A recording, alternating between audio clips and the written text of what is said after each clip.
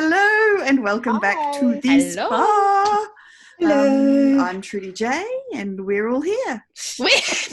You thought I don't know where else. Charming. you forgot where we were, didn't you? Then Trudy is deep in edits, so she's Who are like you people? Why am I racing here? the clock.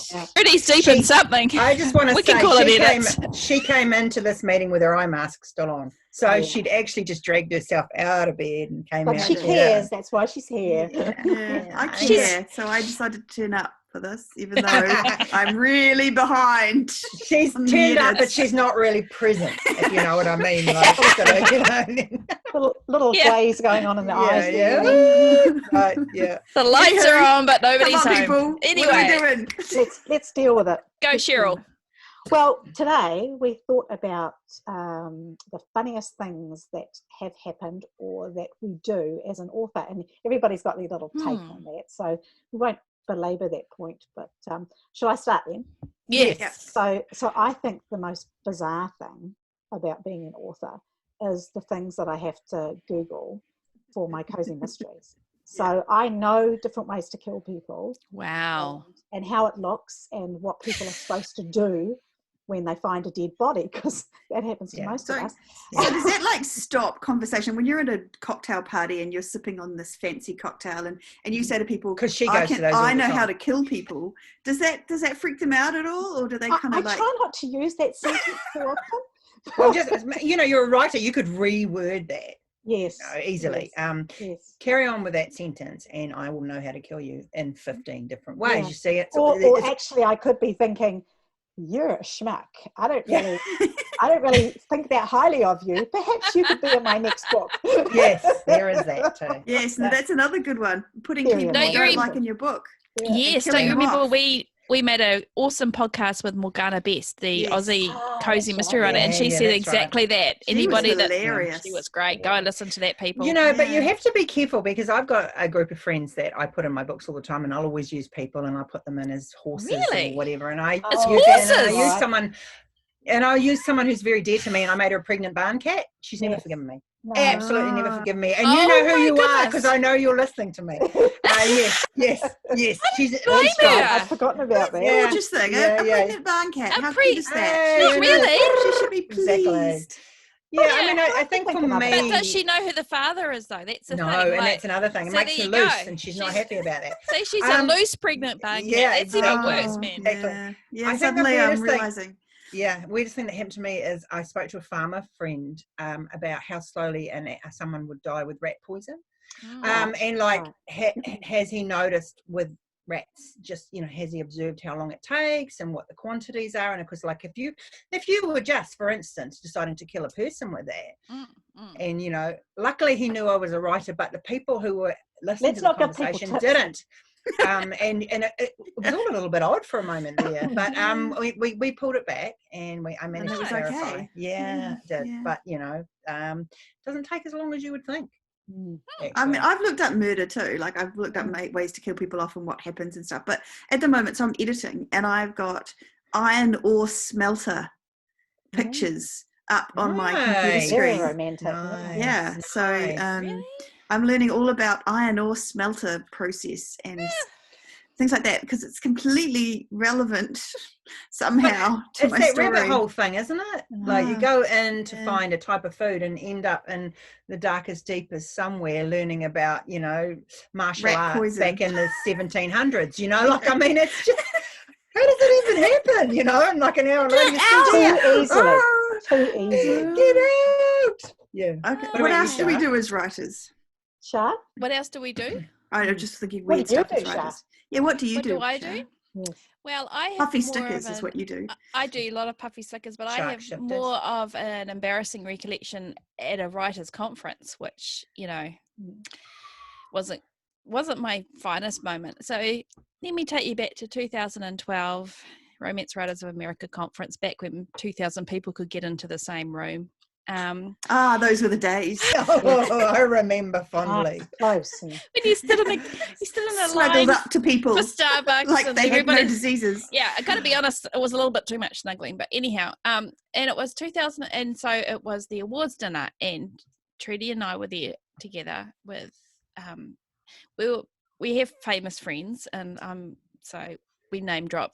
So I'm not going to. But anyway, we were fortunate to be at you, Shah. I'm proud of you for holding back. So we're at a table fairly close to the front, and I have a writing hero that is Linda Howard, and she's quite elusive, and I was just so excited that Linda Howard was there, and she was looking like super glam, and she had this like kind of sparkly long full-length dress on.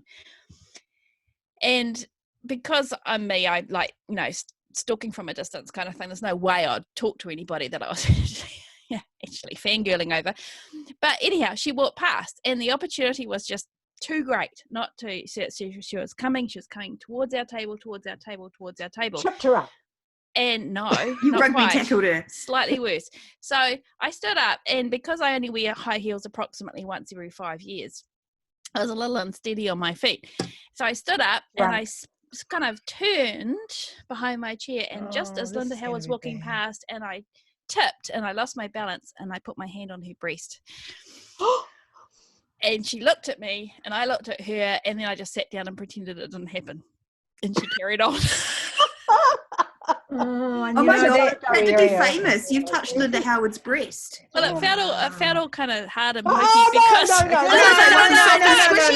because of the sequins. She had a sequin. I could still see the sequin. So you were blue describing dress. Linda Howard's breast. And then I just sat there, and then I thought, I'm going to faint, because you know how you get that kind of hot feeling and like sparkles in your eyes. So I just had to sit there and stare at this weird looking dessert for the rest of the night. But that was how I dealt with dealing. Did you even apologise to her for groping her? Or you just I just pretended it didn't really happen. You know so how you just pretend it Linda Howard innocently walking along, and some woman stands up, gropes her breast, and then takes that without even it grope. It was more of a steadying influence. I mean, down, and can you imagine how that would be feel? It was like you didn't even say I'm sorry.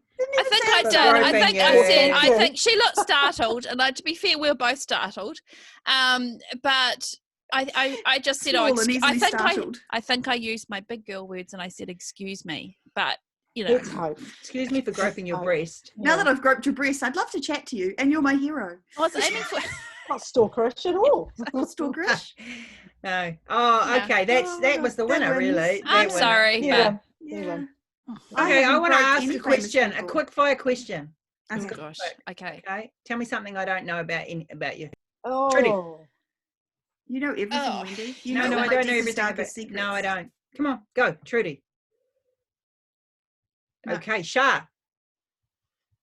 Oh, come on. Think of anything. I mean, you must know everything there is to know about. Oh, my stuff is like, well, I used to play ice hockey. You know that. There you go. I didn't know that. How incredibly interesting is How that? Did you not know I used to play ice hockey? Because you never told me, which is a hell of a surprise, because let's face it, I know your shoe size. So, I mean, right? You know, okay, I used to play ice hockey for the university team when I was at the University of Canterbury. Oh, that's even cooler. I was the only girl on the team. No, that does not surprise me. That is so cool. Share. You're a good skater. Can I add to that? Can I add to that story? So I would sit there, and I would we'd all go get changed in the changing rooms, and so I was the only girl, and but I was just like, oh well, whatever, and I'd get changed with all the guys, and I never thought too much about it. Like, I mean, I didn't show everything off, but I would just got changed, and we're all sweaty and smelly and gross. It was never anything funny with it. And then was it like the romance stories would have it? No, it was not like the romance stories would have it. It was all smelly, sweaty, and gross, and it was fine. And then we played another team with a girl on it, and I realised all the other girls were slinking out and going to the girls' toilets and getting changed in the girls' toilets. And I was the only girl who hadn't thought of doing that and was busy changing with her male teammates. Do you know what? You're on the team, mate. But then I was like, too far gone. It would have been too obvious if I started going and getting changed. No, so that is impressive, man. Just another level of impressive now you are to me. I don't know. Shah, is there anything, Shah, that you want to tell these people that we don't know about? Well, yes, kind of. I mean, it's kind of sad, but I learned the piano for 5 years, all the while thinking that there was only ever... I learned the piano for 10 years, so I, classically trained pianist, thank you very much. But I didn't know that. Did you not know that? No, I didn't know that. Okay. I knew you had done ballet and that you were very good at ballet. I did ballet from 3, but my big love was piano. Anyhow, for the first 5 years, I didn't know that I needed to wear glasses. And this was as a kid. This was like, And I, for the first 5 years of learning piano, I always thought there was only one line of music because I had astigmatism and all the lines merged together. Oh, so how I was MJ. really playing was by ear. And then when I got glasses, because I went for a driver's license test and suddenly discovered I couldn't see anything.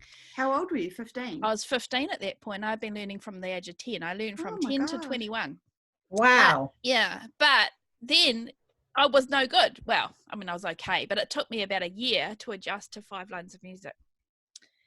Anyhow, wow. Cher, have you got anything to add? That's sad. I feel sad now. You brought us down, Shah. I was a better player before I got glasses, just so. Yeah. Cher? No. No.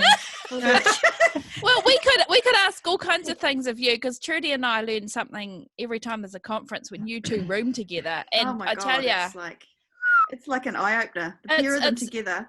We recorded a TV show. We did record a TV show once. It's like Big Brother cross marriage therapy all in one. We did a TV show. We used to live in a house that was divided into 2 townhouses, and my sister and brother-in-law lived in one end and myself and my husband lived in the other, and we were approached by this TV crew to do a room reveal on both. Did them up. Oh, I remember those changing rooms. So we did that, and it was a weekend of absolute hell of hard work. And that my husband said, "I'm not doing that. There's no way I'm going to be on TV." So my brother did it with me. He's the funniest man you'll ever meet. It was hilarious, and because he's a builder, so I was win to win. Yeah, but wow, it was hard yakka, man, and real hard. But we have got the recording somewhere, but no one will ever see it. But yeah, that was fun. So I have been on TV, but really not much interesting. Cool. I've actually been on TV too. Have you? There you go. I was an extra for Shortland Street, which is you were an extra, so that's our longest running medical soap drama here. Yes, so I was on there a few times, and I'm I so got jealous. Embarrassed one time with one of the female doctors there, and she was running a line, and she made running a line, listen to her running a speaking line, all all the lingo. She made some comment, and as I am wont to blurt stuff out, as you very well know, I corrected her on something because I had this medical thing happen to me. And she was scarlet. She was so mortified because she really put her foot in it, but I didn't have to say anything. But No, I can imagine you doing that actually, because you are big. You are big on correcting. Huge on correcting. It is a thing for you. You do like things.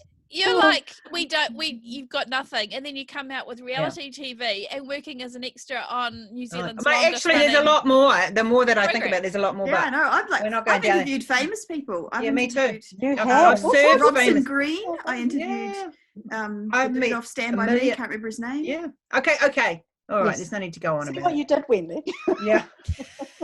I met David Bowie. Aha, better than you. My husband is very, very jealous of you in the David Bowie story. Yeah. Anyway, let's probably. Okay, we got a joke. I have a joke. Go Cher. What do you call an elephant that doesn't matter? I don't know. An irrelevant. That's actually quite good. I like that. Oh dear. Very good. You do say them with a very good expression on your face, Cheryl. Yeah, you do. Oh, that's it. I'm amused. Yeah. All right, we can say bye now. Okay, we can say goodbye. Fare thee well. Have a good day. Bye. Bye.